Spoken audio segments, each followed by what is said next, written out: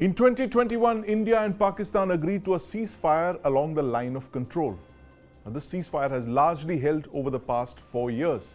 But what happened yesterday along the LoC is worrying. Indian Army sources say the Pakistan Army soldiers, that's right, regular Pakistani Army soldiers, attempted to cross the line of control. 4 Pakistani soldiers were killed and 1 injured. Our defense spokesperson says that a mine blast occurred in the Krishna Ghati sector in Poonch due to the Pakistan Army intrusion across the LoC. This was followed by unprovoked firing and a ceasefire violation by the Pakistan Army. Our troops responded effectively in a controlled and calibrated manner.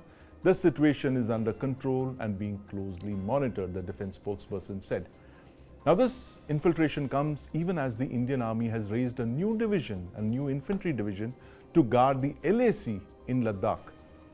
This is the 72 Division.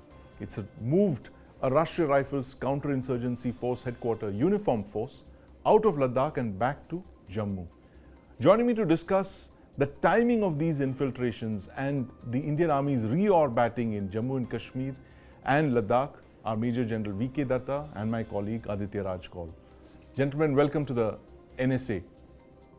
General Datta, I want to start by asking you this. You're former GOC of these 25 Div and Krishna Ghati, where the Pakistan Army attempted to infiltrate, is part of this area. Explain to us why this Krishna Ghati area is so significant and why is the Pakistan military trying to infiltrate the LoC? Yeah, Sandeep, 25 Infantry Division holds the line of control in the Poonch Rajouri sector, and it's a very large formation with a number of units in it. And this area, particularly the Krishna Ghati, which is adjacent to the Poonch township, if you are aware of the geography, Poonch town, then you have the Poonch river, then you have the KG sector, then you come on to the Mender, and there's the Mender river, then we come to the Bhimber Gully, and then turning left towards Nowshera. So now this sector is a sector which is, I'll say, it is perennial. There is no snowfall in this sector. One can carry out infiltration anytime if he so succeeds, which they will not, because there's a very massive counterinsurgency and counter-infiltration grid in that sector. There is a fencing and there are sensors all over. Nobody can just walk over without being detected. We call something called the graduated system, in which you first get a alarm that somebody is intruded, then you get a signal whether that person is approaching in which direction, and then the qualifying signal tells you whether that man is carrying a weapon or not. Besides that, you have the infantry radar system or not. So if anybody attempts, whether day or night, to cross the line of control and try to come into the Indian sector, they will be detected and neutralized. Now, here comes the question that how come the Pak regulars made an attempt in broad daylight, almost about, say, 100 hours on Tuesday, and what was their aim and objective? Now, I personally feel that the Pakistan Army, in its wildest dream, will not attempt a daylight intrusion into that area because they know that this area is very well guarded.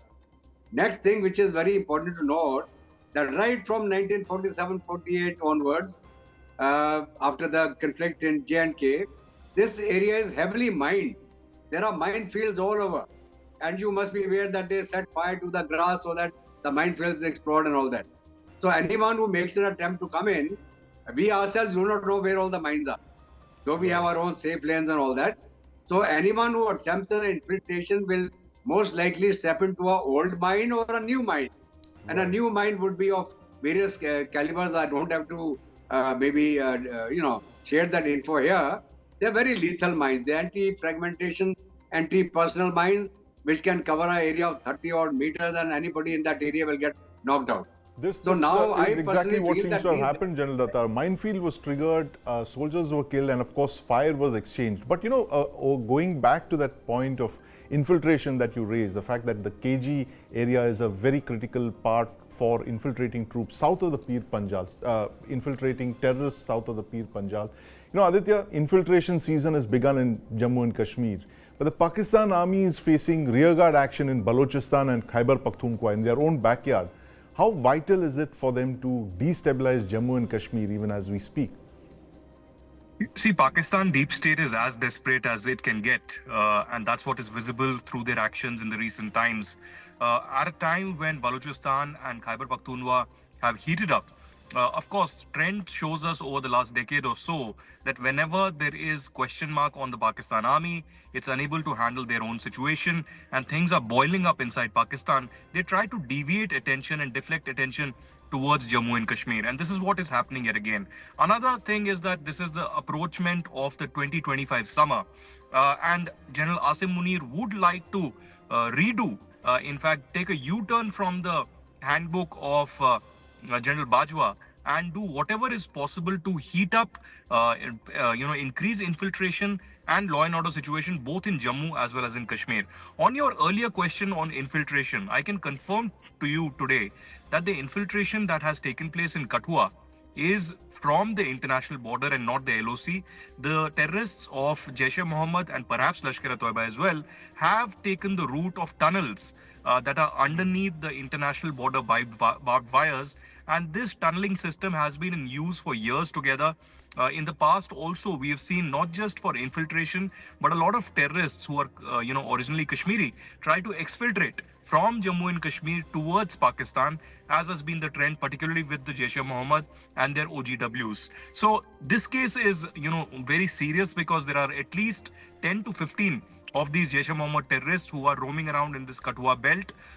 The two of them have been killed already, but there are plenty more who are along this region. You would remember that last year as well, a similar situation had arisen. A lot of civilians, a lot of soldiers were killed in action as well. In this particular case also, we saw initially a couple of weeks ago, 3 civilians being kidnapped and killed when they were going for a marriage party.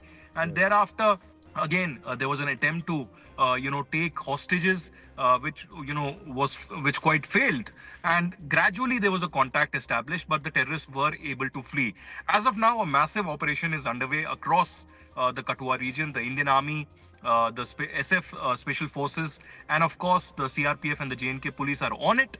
But let me tell you that this 2025 is certainly not going to be easy because there will be various attempts made by the Pakistan Army to reactivate Jaish-e-Mohammed and Lashkar-e-Toiba, not just in Jammu belt but in Kashmir as well. Right, absolutely. Very important points there from Aditya, General Datta. The fact that General Asim Munir seems to be wanting to tear up his predecessor's ceasefire plan and reactivate militants in Jammu and Kashmir.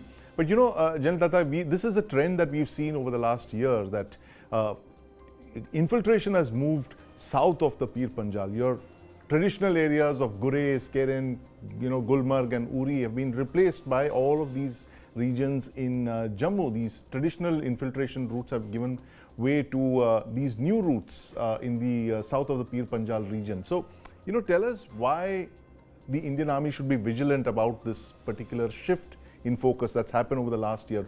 What additional measures should be taken? We are aware of the fact that uniform force has been brought back from Ladakh into Jammu for precisely this reason. General Datta? Yeah, Sandeep, see the thing is, as far as Asim Munir is concerned, he is being beaten up black blue in Pakistan by the Baluch and the TDP and the others.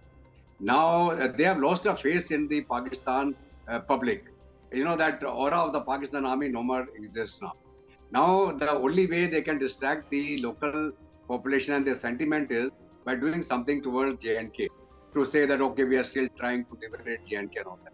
But you must remember, if you remember the statement made by the Pakistani in the United Nations Security Council, when he said that India is not accepting the United Nations Charter on the resolution of J&K, and they were planning to invite United Nations observers in Pakistan, I think 6th or 7th of April.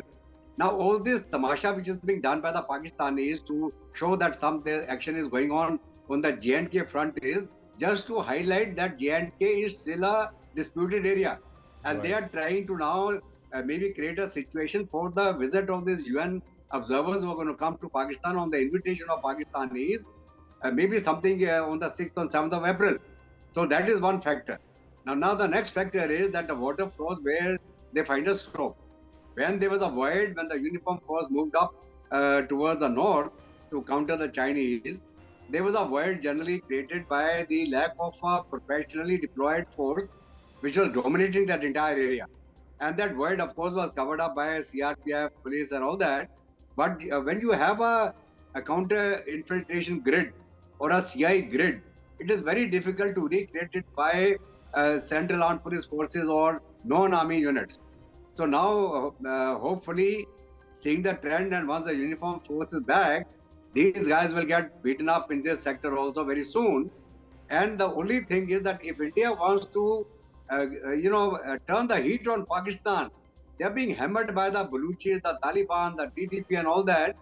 India can make Pakistan bleed from its nose, and maybe the Pakistani army is looking that as the saving grace that let India attack, then we'll have something to say that, we are being attacked by India and the Baluch, and the India is doing it in Baluchistan and is helping Taliban and Afghanistan. So that is an excuse. But maybe India is not going to give them that excuse. We will let them bleed on their own. We will kill anyone who comes in, and we will build up our international pressure against these guys.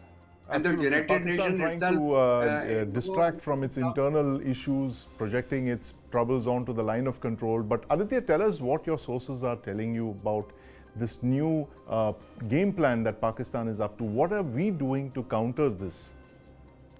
Well, our counter-insurgency grid is as strong as ever, both along the line of control in Jammu as well as in Kashmir. I can confirm, however, that yesterday was one of the biggest ceasefire violations that Pakistan did in over 4 years. I've been observing the ceasefire agreement that happened in 2021 around Feb and March. And thereafter, there were a couple of incidents of ceasefire violation here and there.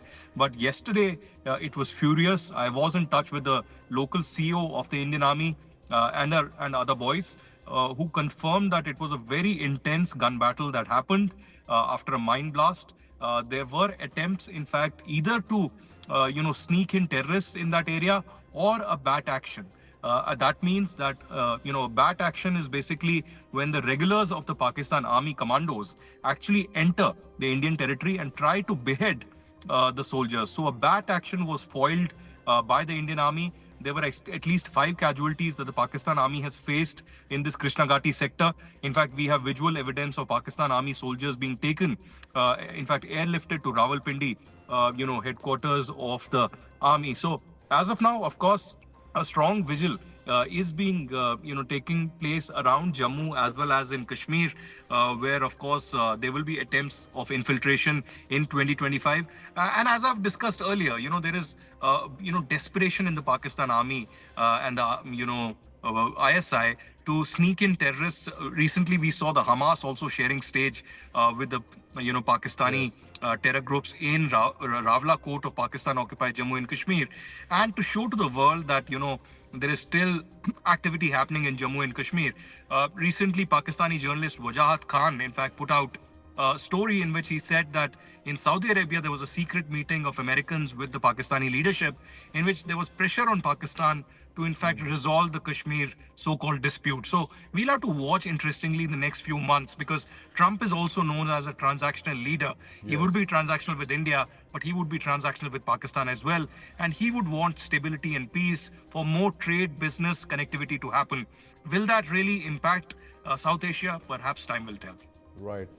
Very worrying trends there. The Pakistan military back to its familiar games. The deep state has been active and they have resumed sending terrorists across, and in this case, infiltrating regular troops as well. Thank you very much for joining us, Aditya Raj Kaul, Major General VK Datta.